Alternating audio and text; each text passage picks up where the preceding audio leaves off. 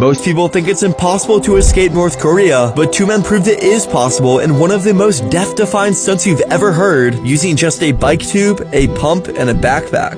A man named Chul-Eun Lee got his friend to try and escape North Korea with him by swimming out into the Yellow Sea in hopes to cross the maritime border and make it back onto land in South Korea where they'd be free. They brought a bike tube with them to try and use as a raft, but they were unable to inflate it once they made it onto the water, so they had to ditch it and then start swimming. 2 hours into the swim, the men stripped off their clothes in order to swim easier, and 3 to 4 hours into the swim, Lee's friend was about to give up because of the insane cramps he was having in his legs, essentially paralyzing him. Lee wasn't gonna let his friend drown, so he swam with one hand, while with the other, he was massaging his friend's leg to ease the cramps.